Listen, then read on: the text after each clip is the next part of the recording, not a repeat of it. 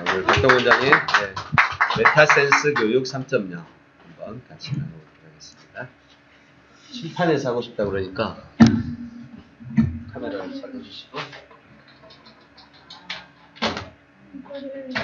아니 이제 꺼도 됩니다. 이거 잠시 이걸 내려줘. 이 카메라만 이쪽으로 비춰주시고.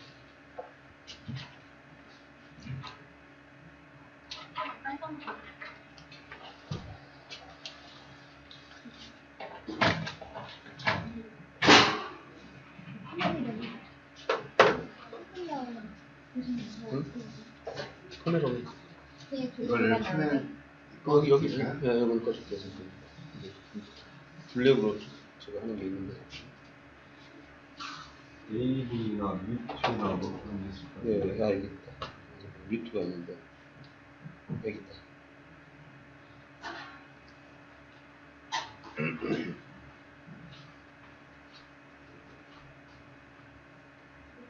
그냥 꺼보세요. 네, 됐어요. 이게 전체가 나오진 않아요? 화면에? 지금, 네, 괜찮습니다. 이 정도는 충분할 것 같습니다. 아니, 화면으로 나가서 이만큼 나오니까 전체 클릭을 하시면 되잖아요. 올려서요? 이렇게 돼요.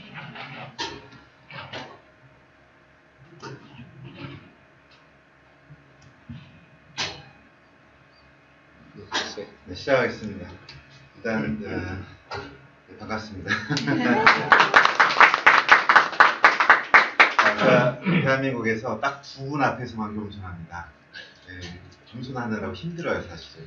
네, 그래서 이제 오늘은 조금 이제 조든 18년간 이제 눈뜨면 잘 때까지 그것만 연구해 왔는데 그 위에 있으신 분이 딱 두 분이 계시더라고요. 그래서 조용히 있는데 오늘은 그냥 가볍게 제가 연구한 거에 가장 이제 공부의 기초를 한번 설명해 드리려고 해요. 첫 번째 주제는 왜 우리 아이들은 죽도록 공부하지 않는가부터 시작하는 거거든요. 저는 이제 공부를 연구해 왔습니다. 그래서 이제 보면 우선 이제 우리 아이들의 마음부터 한번 시작해 보겠습니다. 상위 5% 아이들, 10% 아이들, 그 다음에 85% 정도 아이들이 있다면 상위 5% 아이들은 이제 공부를 하면 공부가 되거든요, 그냥. 그러니까 되니까 하는 거고, 하니까 점수가 나오죠. 점수가 나오면 이제 주변 친구로부터, 주변 사람들로부터 부모님이나 선생님이나 친구들로부터 인정을 받죠. 그러니까 뭐냐면 이제 그 힘이 되거든요. 뿐만 아니라 이 친구들 미래가 보여요. 그래서 이런 말 하죠. 공부를 잘하면 대학 문이 보이고, 공부를 좀 더 잘하면 미팅 상대 얼굴이 보이고, 좀 더 잘하면 이제 더 많은 게 보이겠죠. 그러니까 미팅 상대 얼굴은 최소한 지금에 있는 화장 안 한 옆 친구보단 이쁘거든요. 그러니까 미래를 담보로 이제 지금에 집중해서 우리 공부할 수 있는 마음이 생겨요. 이 친구들은 그래서 공부에 집중할 수가 있겠죠. 근데 대부분의 85% 아이들은 공부를 이제 못하는 85% 아이들은 공부를 얘들도 하고는 싶어요. 그래서 해봐. 하지만 공부가 안 되거든요. 안 되는 이유는 무덤수만큼 많아요. 무덤수만큼 많은데, 그래서 이제 점수가 안 나와요. 그럼 점수가 안 나오면, 점수가 안 나오죠. 이제 주변 사람, 그러니까 인정도 못 받죠. 주변 이제 불신을 갖고, 시험만 끝나면 학원을 이동하는 거죠. 그런 사례가 있습니다. 그리고 이 친구들은 미래가 안 보여요. 미래가 안 보이니까, 근데 주변 어른이 그러잖아요. 너 좀만 참고 공부 좀 해라. 그러면 밝은 미래가 있을 것이다. 근데 사실 이 친구들한테 그게 안 먹혀요. 그 이유는 얘들은 알거든요. 난 안 될 거라는 거. 근데 뭐냐, 어차피 20대 이후에 이제 암흑의 세계인데, 그러면 지금은 눈에 보이잖아요. 그러면 지금 놀고 미래에 고생하는 게 나아요? 지금도 고생하고 미래도 고생하는 게 나아요? 네, 지금은 놀아야 되는 거예요. 그래서 이 친구들의 외모가 좋대. 그럼 가만히 앉아있을 수가 없어요. 헤어스타일도 좀 하고 자꾸 움직여야 돼. 그럼 들려요. 잘생겼다고, 이쁘다고. 한 200m에서 200m 떨어진 곳을 말해도 다 들려요. 그래서 가만히 앉아있을 수가 없고. 그 다음에 이제 그걸 통해서 인정을 받고 있는 거죠. 그 다음에 이제 아니면 이제 게임하는 아이들. 공부를 해도 점수가 안 오르는데 게임은 하는 만큼 피드백을 바로바로 받고 이렇게 레벨업이 되잖아요. 근데 그걸 통해서 이제 인정받고 성취감을 얻는 거죠. 그 다음에 운동 잘하는 아이들은 혹시 운동했다가 점수 골을 넣거나 어떤 아주 1등을 하거나 하면 그 친구 이름을 환호성을 불러주잖아요. 그래서 그 친구는 혹시라도 농구를 하다가 그런 자신의 이름을 들렸다면 농구공만 들고 있으면 환청이 들려요. 자신의 이름이 들리는 거예요. 그래서 항상 그걸 느끼고 싶기 때문에 시간만 나면 공을 들고 운동장에 나갈 확률이 높아요. 우리 일진도 이거는 역사와 전통을 자랑하는 겁니다. 일진은 없어질 수 없는 이유가 왜냐하면 힘은 센데 공을 못하는 애들이 있거든요. 무시는 당하기 싫어. 자신의 힘을 이렇게 보여줘야 돼. 그래서 뭐냐면 자신 앞에서 자신을 무시하지 못하게 만들어서 자신을 스스로 인정받고 싶은 거죠. 결국은 뭐냐면 누구나 인정받고 싶은 부분이 있어요. 이 친구들도. 이 친구들도 기회만 되면 공부를 다 잘하고 싶습니다. 그래서 이 친구들도 만약에 나는 할 수 있어라는 어떤 기회만 주어진다면 이 친구들도 다 목숨 걸고 공부할 수 있는 어떤 바탕을 다 가지고 있는 겁니다. 그런데 이제 재미난 것은 뭐냐면 바로 이 사이에 있는 10%입니다. 이 친구들은 공부 못하는 아이들이 아니거든요. 그냥 하는 아이들. 그 다음에 시험 직전에는 죽어라 공부하고 오히려 5%보다 더 공부 열심히 할 수도 있어요. 시험 직전에는. 하지만 이 친구들 가장 불쌍한 아이들이죠. 왜냐하면 상위 5% 아이들은 수업 시간의 주인공이잖아요. 근데 이 85% 아이들은 쉬는 시간의 주인공들이에요. 근데 이 어설픈 10%는 수업 시간에도 들러리고 그 다음에 쉬는 시간에도 들러리죠. 하는 들들 볶으면서 사는 것 같아요. 그래서 네. 근데 이제 이 친구들이 시험 때는 죽어라고 공부하는데 사실 평소 때는 그러니까 이런 생각을 해요. 내가 평소 때도 이렇게 공부하면 나 진짜 이렇게 탁월하게 잘할 수 있을 것 같은데 라고 생각하지만 사실은 평소 때 공부가 안 됩니다. 왜 그러느냐? 왜냐하면 평소 때 안 해도 이 친구들 못 따라오고 평소 때 해도 이쪽을 못 쫓아가요. 그러니까 하나 안 하나 이 친구들은 항상 여기 있는 아이들이기 때문에 평소가 되면 몰입이 안 되는 거예요.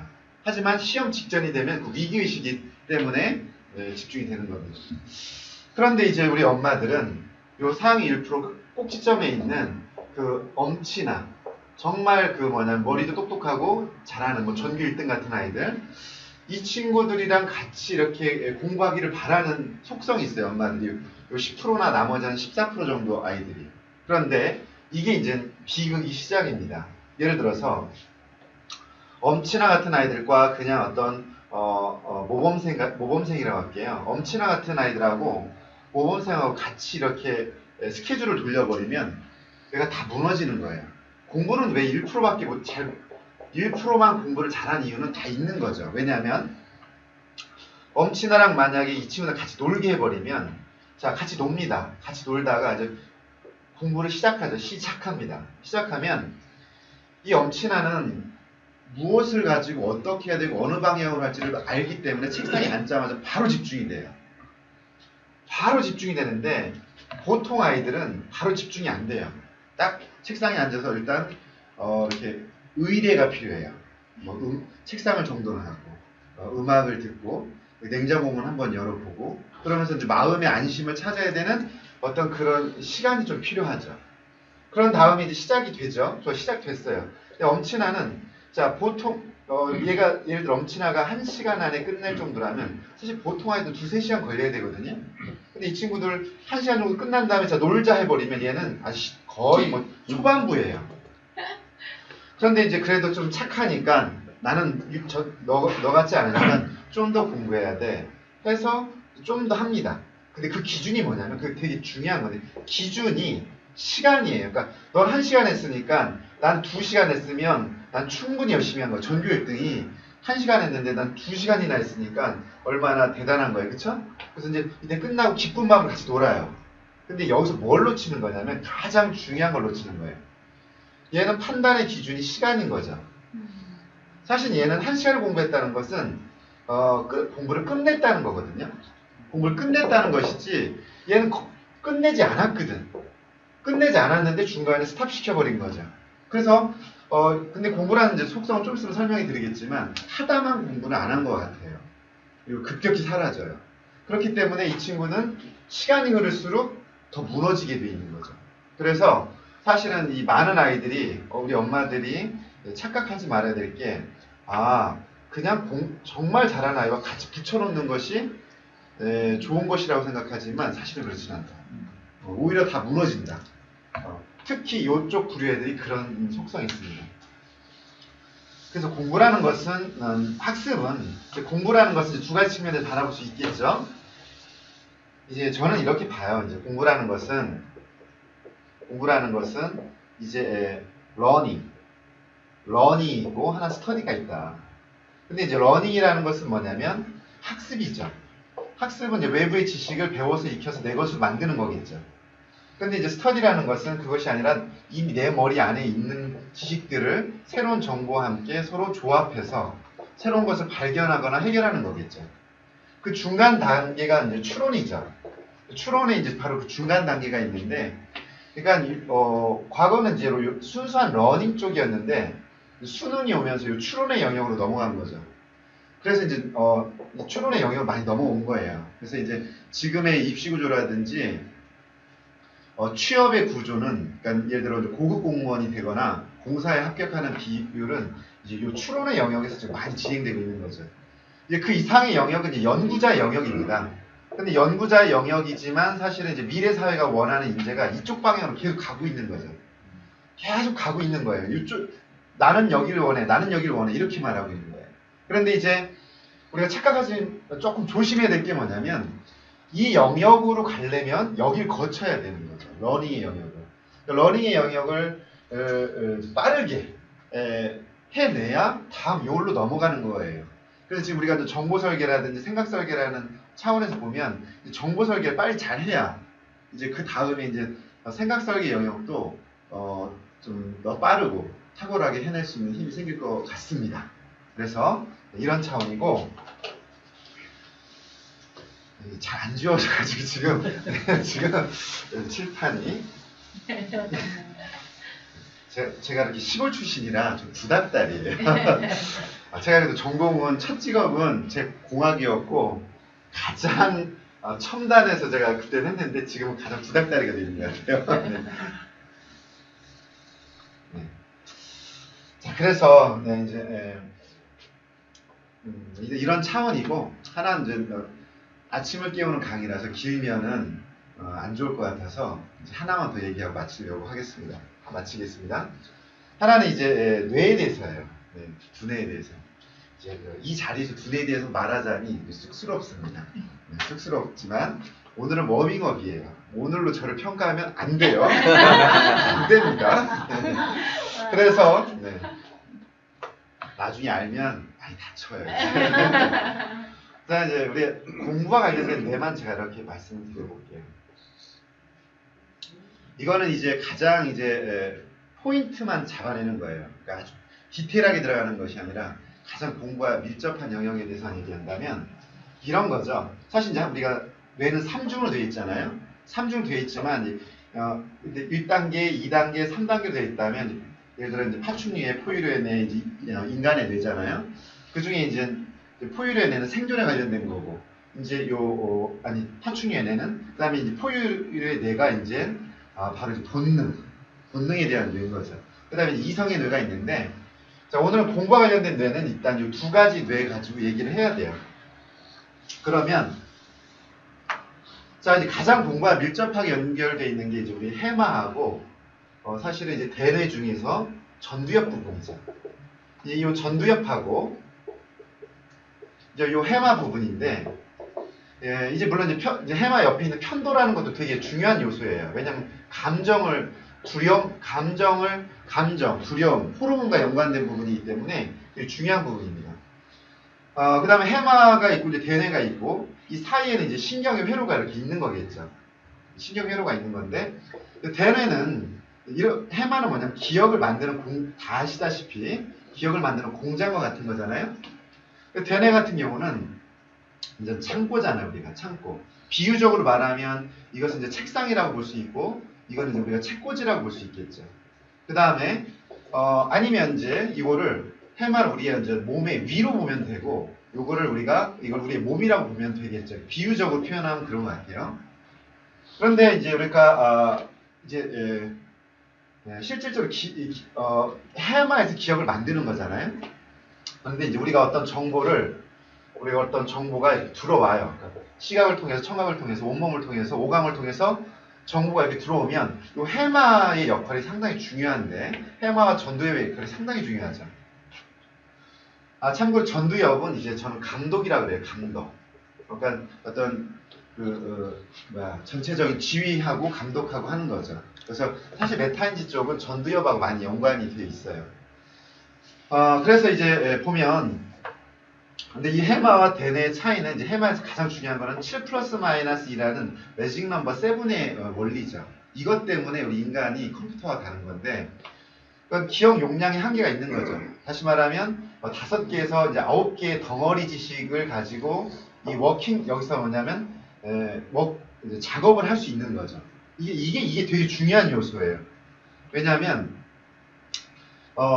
용량의 한계가 있다는 거죠. 용량의 한계도 있지만 또 하나는 뭐냐면 그 기억의 시간에 있어서 몇 초에서 몇 분까지만 기억을 가지고 있을 수 있잖아요. 단기 기억으로. 근데 이 대뇌는 이제 아니죠. 용량도 무한이고 그 다음에 기간도 무한이죠. 만약에 기억이 잘 안착만 되어 있다면. 그래서 이제 그런 차원인데, 자, 그럼 이렇게 볼게요. 자, 해마는 이제 우리가 한 몇 개의 방으로 구성됐다는 말이 되게 중요한 것 같아요. 거기 이제 중요한 메시지가 있는데, 예를 들어 우리가 어떤 걸 봤는데, 별표 정보, 삼각형 정보, 동그라미, 네모, 그다음 하트, 다이아몬드 정보가 뇌 안에 딱 정보가 들어와요. 그럼 우리가 꽉 차버리는 거예요. 다시 말하면 5개에서 9개 정도의 이 정보가 딱 들어와 버리면 꽉 차버리는 거죠. 더 못 넘어가는 거예요. 다음 단계로. 그래서 제가 한번 실험을 한번 해볼게요. 한번 전화번호를 한번 기억해 보십시오. 마음의 준비가 됐나요? 지금부터 제가 말하는 전화번호 3개만 기억하시면 제 책을 공짜로 드릴게요. 네, 추가로 드릴게요. 자, 010-3451-7198. 자, 외우세요. 외웠나요? 벌써 포기한 건 아니죠? 그러면 그거는 마음이 없는 거예요. 010-3451-7198 외웠습니다. 외우셨죠? 네. 그럼 하나만 더 하겠습니다. 선생님 전화번호 한번 대주세요. 네. 010-3230-4818. 큰 소리를 해주셔야 될 것 같아요. 010-3230-4818. 이 정도 되면 이제 반은 포기하게 됩니다. 그죠? 근데 하나만 전화번호를 더 대겠습니다. 그죠? 좀. 010-3716-2089. 물론 이제 이때 기억법을 쓰면 이제 이게 해결 조금 되는데, 일반적으로는 전화번호 3개로 넘어가면 막 하나를 외우고 있다가 다음 단계 전화번호를 딱 넣는 순간 앞에 이렇게 밀려나야 돼요. 그 다음 3번째 거 다 외우면 거의 밀려나게 돼 있어요. 그래서 지금 아니라고 혹시 외우실 수 있는 분이 3개 지금 전부터 말하시려고 합니다. 네, 해보세요. 한번 해보세요. 네. 010 네. 7351 3451. 7198. 네. 그 다음 2번째. 네, 시도하려시는 분이 있다는 걸 보고 놀랬습니다. 네, 근데 어떤 기억법이라는 걸 쓰고나마 있을 수 있어요. 자, 요지는 뭐냐면 여기가 꽉 차면 머리가 멍해져요. 멍해지는 거예요. 근데 그때 만약에 스탑을 해야 되는데 멍한 상태에서 계속 집어넣잖아요. 그럼 이게 밀려나요. 그래서 뭐냐면 우리가 뭔가를 배웠는데 이게 뭐냐면 처리가 안 된 상태에서 또 배우면 어떻게 되냐면 밀려나는 거예요. 망각이 급격히 일어나는 거예요. 그런데 이제 이게 뭐냐면, 그래서 이제 그럼 얘를 어떻게 해야 하느냐? 이거를 기억해 버리거나 망각해 버려야 돼요. 다시 말합니다. 그래서 기억해거나 망각해 버려서 그러니까 여기를 비워줘야 됩니다. 그래야 뭐냐면 우리가 새로운 정보를 받아들일 수가 있게 되거든요. 마치 우리가 이제 몸에 위가 있는데 이제 우리가 음식물이 꽉 차면 더 못 먹잖아요. 그렇다고 해주세요. 네. 네. 여기 대답하는 자에게 복이 있나니 네. 3대에게 복이 있습니다. 대답 안 하는 자에게 복이 없나니 일대만 복이 없어요. 그러니까 대답 잘해 주셔야 됩니다. 네. 그래서 그렇구나. 이제 그러니까 우리가 이제 음식물을 많이 먹은 위와 똑같은 역할을 하는 거죠. 이 해마가.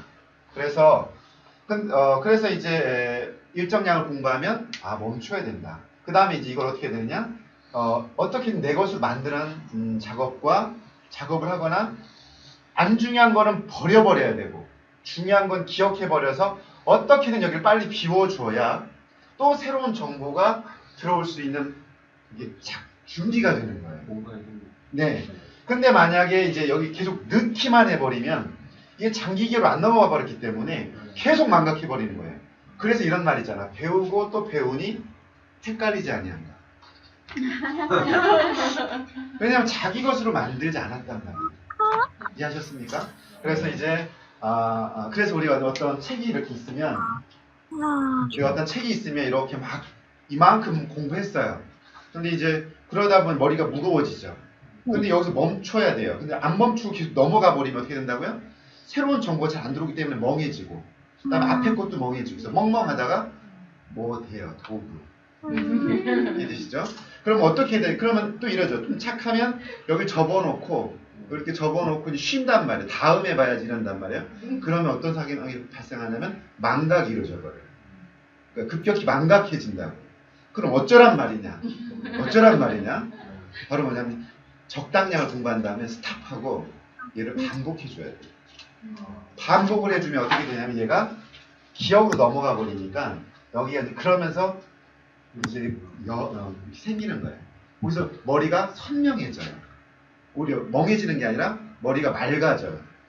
이해하셨어요? 네. 그러니까 뭐냐면 그냥 가도 안 되고 그냥 스탑 시켜놓고 냅둬도 안 되고 이걸 일정량을 한 다음에는 반드시 반복을 통해서 그렇게 해줘서 여기를 비워줘야 된다.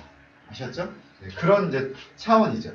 이제 그런 해마가 이제 메시지를 주는 거죠. 그런데 우리가 이제 이렇게 그 아이가 머리가 좋다는 건 사실은 뭐냐면 이 해마랑 전두엽이 좋은 거예요. 뭐냐면 내가 한 번에 처리할 수 있는 용량의 크기가 얼마냐는 거야.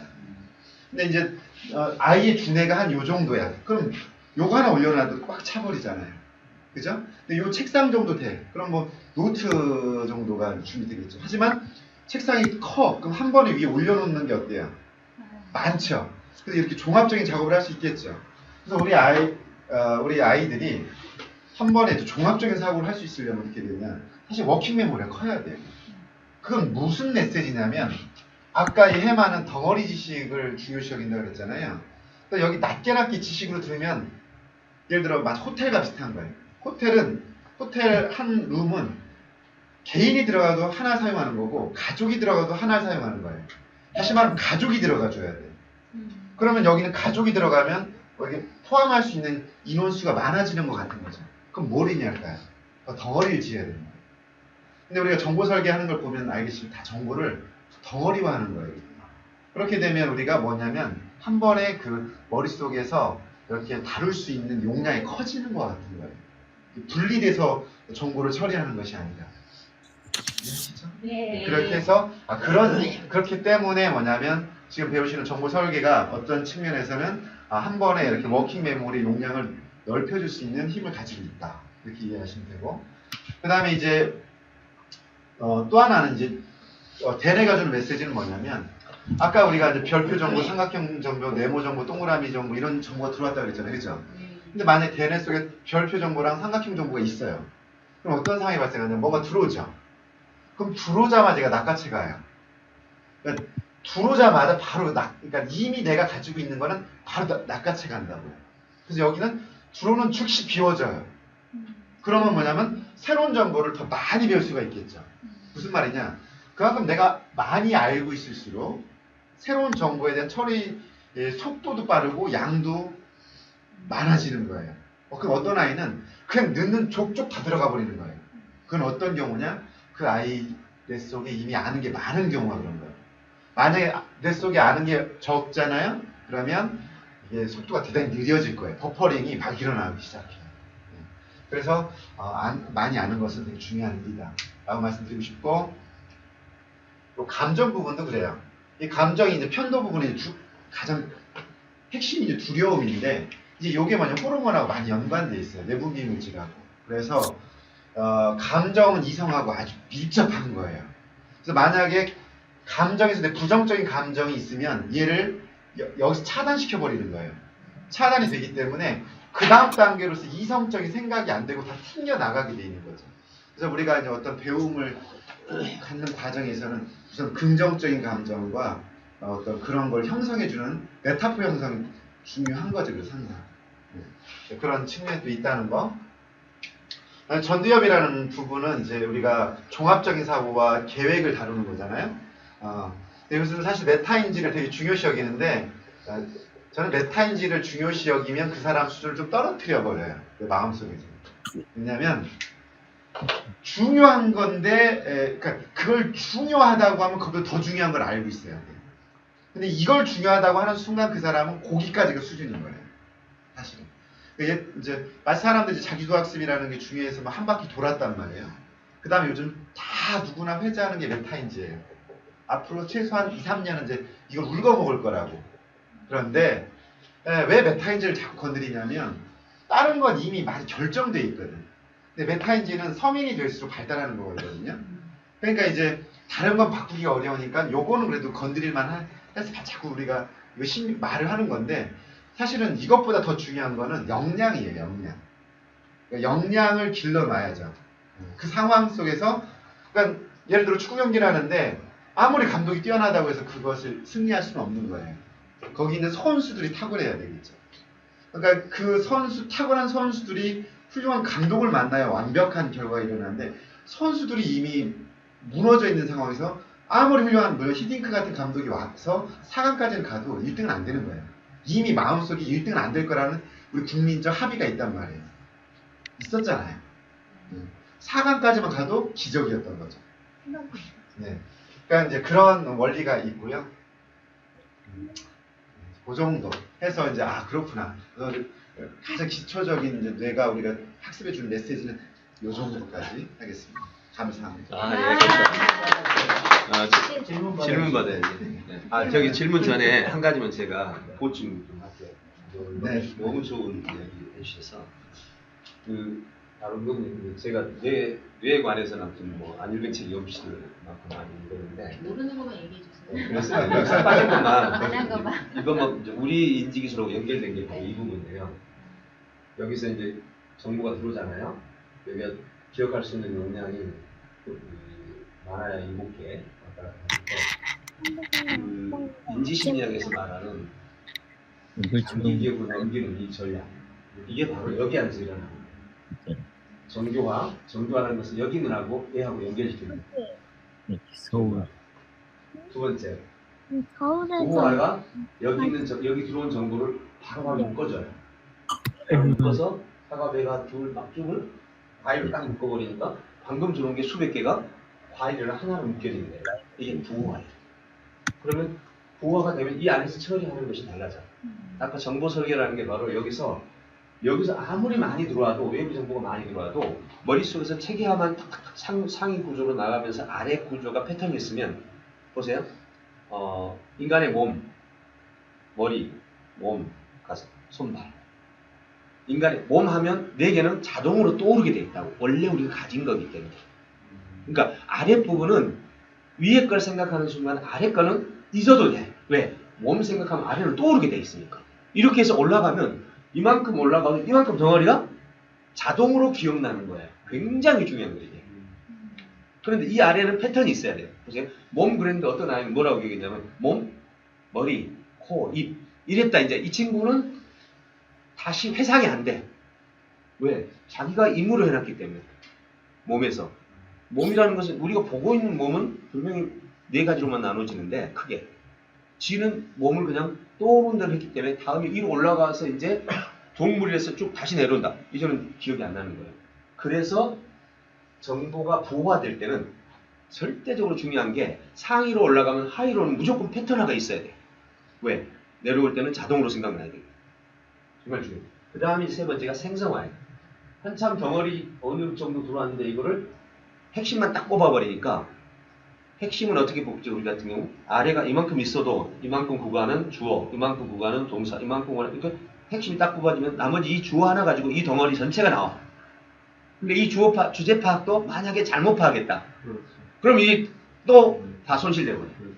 예. 근데 주제를 잘 파악했다. 그럼 주어 안에 다 들어있고 이 부분이 들어있고 동사 안에 이 부분 다 들어있고 왜 동사가 6개 있었어 문장이. 근데 그 동사가 먹었다, 놀았다, 대화했다 이걸 우리는 생활했다라고 묶었으니까 생활했다 아래 다 들어있을 거 아니야. 그러니까 주어 한 문장 안에 이 안에 전체가 다 들어있는 거야. 그럼 똑같은 부호 아까 말한 부호하고 똑같은 현상이 생기는 거죠. 부호하는 분류체계고 생성화는 아래 이야기가 연결체계란 말이에요. 마지막으로 이제 체계화죠.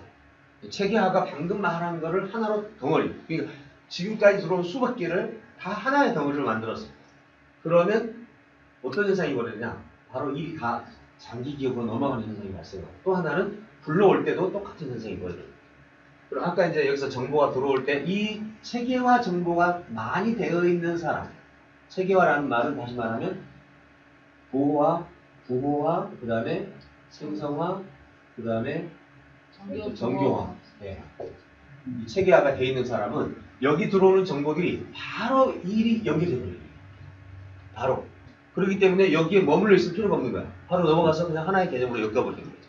그리고 여기에 체계화가 덩어리 체계화가 1번, 2번, 3번 되어 있다. 근데 이 사이가 비어 있어. 이 사이가 어떻게 비어 있냐면 이 사람은 파충류 알았고 이쪽은 이쪽 지식은 토의로 알았네. 이렇게 연결이 안 돼 있어. 근데 하나 새로운 개념이 들어왔는데 두 개가 동물이라는 개념이 들어와. 그럼 이렇게 연결되면서 다시 이 안에서 다시 체계화가 일어나. 어마어마한 일이 벌어지는 거예요. 이 간단한 이 해마와 이 대뇌와 전두엽이 다른 의용 과정에서 이렇게 만들어주는 건데 그러면 역량의 핵심이 뭐냐? 여기서 중요한 거예요. 역량의 핵심이 뭐냐면 이 워킹 메모리라는 게 커졌다는 말이 무슨 뜻이냐? 저 이것 때문에 고민 많이 했거든요. 어떻게 커지지? 알고 봤더니 생각하는 기술이었어. 예. 마치 무슨 물리적 공간이 커졌다고 우리 생각하잖아. 아니 절대 아니야. 예. 정보가 들어왔을 때 이렇게 생각하는 기술이 있는 사람이 들어오는 대로 머릿속에서 이미 상위 개념, 인과 개념, 생성 개념 막 머릿속에 막 잡혀가면서 아무리 많이 들어와도 책 한 권이 머릿속에 다 돌아가는 거야. 제가 10분 책 읽고 책 한 권 읽고 다 기억해서 말하면 사람들이 무슨 신기한 것처럼 얘기하는데 내 머릿속에서는 이미 방금 말한 체계화적, 즉 이렇게 기술적인 과정을 통해서 머릿속에 이루어진 건데 마치 딥러닝이 돌아가는 걸 모르는 사람은 신기하지. 딥러닝이 돌아가는 방식을 아는 사람은 단순한 건데 데이터 기준에 따라서 모으고 비교해가지고 너무 단순한 거 아니야. 내가 볼 때는 워킹 메모리가 너무 단순한 거야. 공부를 못하는 아이들을 보면 막 안타까운 거야. 무슨 워킹 메모리가 신이 준 것도 아니고 하늘에서 내려온 것도 아닌데 간단한 원리인데도 워킹 메모리 자체를 확대를 못 시키는 거지. 오늘 박 원장님 설명하고 나니까 내가 아주 속이 시원하네. 어떻게 이제 훨씬 더 낫죠? 네. 심플 완전. 저는 결론적으로 생각하는 기술을 키워야 그 정보를 많이 입수하는 게 그렇죠. 가능하고, 예. 맞습니다. 예, 그리고 아까 얘기한 대로 부호화, 정규화 이걸 통해 가지고 해마의 메모리가 아까 뭐 7+, 뒤에서 뭐에서 계속 정보가 포함돼야 되는데 장기적으로 그렇죠. 예. 그렇죠. 그러니까 지금 다른 말로 하면 인지심리학에서 말하는 체계화. 이게 핵심이에요. 그러니까 체계화를 다른 말로 뭐라고요? 학문이라 파편화된 정보를 체계화시킨 것이 학문이에요. 그게 학문 기억이라니까. 그러면 학문이란 뭐야? 그러면 여기 다 파악된 여기서 체계화시킬 수 넘겨주면 학문하는 사람이고. 뭐 하는 거니까. 결국 그런 일이 여기서 벌어져요. 아이고. 네. 감정 행동속에서는 감정을 부정적인 감정일 때 수단시키잖아요. 그러면 아마 이걸 제거하는 어떤 기술이 시간이 많이 걸릴 수 있을 것 같지만 저는 저는 그냥 추리명만 자신 있어요. 뛰는 게 어렵지. 가난합니다. 그러니까 사실 아까 생존의 내가 있고 본능의 내가 있고 이성의 내가 있잖아요. 일단 먹는 걸 줘요. 같이. 두 번째 단계는 인정이 어떤 형태든 그 긍정적인 감정을 그 사람이 필요한 걸 시켜준 다음에 그 다음 이 사람 넘어가면 될 것 같습니다. 이분 제가 더 하는데요. 편도라는 게 모든 감각적으로는 편도를 거쳐서 모든 걸. 근데 이 편도의 이 기능이 여기에서 이 모든 기회가 다 상황에서 상황을 파악해서 거기에 대처하는 시간이 너무 없어. 위험한 상황에서. 그렇기 때문에 전두엽으로 가기 전에 이 편도에서 모든 정보를 1차로 걸려는데 뭘만 찾느냐? 위험만 찾아. 위험만. 근데 그 위험이 사실적 위험이 있고 기억적 위험이 있단 말이야. 근데 이 기억적 위험에 아주 강해. 그래서 과거에 내가 위험했던 그 기억을 여기 들어오는 정보가 위험했던 정보가 팩터에 비슷해. 그럼 뱀 보고 놀라면 새끼들 보고 펄쩍 뛰는 거지. 예. 근데 그렇게 하지 않으면 인간은 쉽게 죽어. 네. 비슷한 걸 봤을 때 빨리 반응을 해줘야 되는데 일이 들어가서 전두엽 가서 해석해갖고 행동이 나오면 이미 죽고 난 다음이야. 그래서 편도가 우리에게는 굉장히 중요한 생존 기능이에요. 보호도. 네, 그렇죠. 그러면 이걸 잘 활용하면 되지. 네. 편도가 그런 기능이 있다면 반대로 이 편도를 이용해서 학습을 만들어낼 수 있지. 또 편도를 이용해서 감정을, 그러니까 내가 지금 외부에서 오감이 막 정보가 들어올 때 이 편도를 잘만 훈련시켜 놓으면 되려 저 같은 경우는 어때요? 위기가 딱 다가오는 순간 기회다 바로 생각하거든요. 진짜로. 네. 이번에 대학원 바꾸는 거 보셔요. 저는 사실 처음부터 예측했거든요. 석사들 학생들 그만 딱 둘 때 옳지 저게 기회구나. 저거 때문에 틀림없이 학교 측에서 연락 올 거야. 네. 그러면 모든 사건을 다 바로잡게 있구나. 딱 위기가 오는 순간 어깨가 지금 담 있잖아요. 운동하는 걸 잘못해가지고 진짜 3일간 끔찍하게 어렵더라고요. 병원에 가라고 침 맞으라고 다 그러는데 아니 내가 이거 치료하지 못하면 이거 안 된다고. 보통 이런 당 같은 거 오래 가잖아요. 한 번 하면 3일 만에 다 해결했어요. 진짜로. 가설을 세운 다음에 그 가설을 실험하기 위해서 한 2~3시간을 자세를 좀 바꿔가지고 했는데 진짜 딱 3일 딱 만에. 술 마시면 하루 만에 네, 침 맞아도 안 돼. 다 해봤어. 네, 선생님 말씀하셨는데. 자, 어쨌든 간에. 그래서 편도를 훈련시킬 줄 아는 사람은 대단한 역량을 갖게 돼요. 알겠습니다. 네. 그래서 이런 부분들이 여러 가지 여기 편도 훈련 방법 여러 가지 있는데 뭐 그건 이제 뭐 어쨌든 편도는 모든 감각을 지휘하는 그러니까 초반부에 검사해서 우리를 안전하게 만들지만 그거를 잘만 활용하면 정말 훌륭한 역량을 가질 수 있습니다. 영광이었습니다. 야, 이제 쉬어야 될 것 같은데. 재밌잖아요. 아, 네네. 지금 사실 이제 이렇게 이론적으로 가는 것은 네. 일반인들이나 네. 학부모 학생들은 네. 솔직하게 여기까지 관심은 있어도 네. 별로 와닿지가 않아요. 그러면 이제 학부모 입장에서는 네. 우리 애가 5%가 아니고 10% 아니다, 85%다. 그럼 우리 애를 어떻게 도와줄 건데요? 이게 첫 번째고 그 부분에 관해서 우리가 납득할 수 있는 뭔가가 보여지는 이제 이 부분을 제일 고민하시잖아요. 네. 그러니까 이제 그래서 그 부분에 관한 간략한 것만 좀 보여주시면 어떨까? 그럼 강의가 늘어나고요. 다음 기회에 한 번 더. 이 부분 제가 한번 같이 답변해 볼게요. 사실 우리 박 원장님이 이거 얘기할 때 이거 지금 연구한 지 한 15년에서 20년 됐거든요. 그때 뇌과학을 할 때 이거는 이미 상당히 나온 지 오래된 확정된 이론들이에요. 그거 공부를 다 마치고 결국 지금 그 질문에 매달린 거예요. 그래서 어떻게 하라고 이렇게 하는 방법이 뭐냐고. 그게 인지 기술이에요. 어느 인지 기술. 지금 그거 하는 기술이잖아. 우리가 지금 체계화하는 게 서울계가. 지금 그 답변이 바로 저는 이거라고 봐요. 네, 그걸 또 연구했고 그러다 보니까 저는 언제부턴가 뇌에 관한 얘기를 거의 안 하고 그렇죠? 이에 관한 정보는 지금 박 원장님하고 저 같은 공유하고 지금 지식인데도 저는 거의 얘기를 안 했잖아요. 교육과정. 전에 끝내고. 네, 거의 다 했고 이제는 요거를 지금 연구한 거예요. 그래서 요거를 기술적으로 어떻게 하지? 이거에 매달린 게 지금 한 10여 년쯤 돼요. 그래서 오늘 답은 나왔네. 인지 설계를 하는 겁니다. 그게 지금 학문적으로도 모든 것이 이게 바로 그 학습 얘기입니다. 기술이고 또 아이들은 코스라든가 아이들과의 이 커뮤니케이션이 굉장히 많은 부분을 따로 한번 네, 이렇게 하겠습니다. 네. 감사합니다. 네, 오늘 오늘 좋았어요. 아주 오래된 이야기를 한번 같이 나눠서 즐거운 시간이었습니다. 자, 잠시 쉬었다가 다음 시간 시작하겠습니다. 52분이니까 8시 10분에 시작하겠습니다. 오늘 뭐 김밥 안 먹어도 되겠죠? 네. 예, 알겠습니다. 수고하셨습니다. 박수.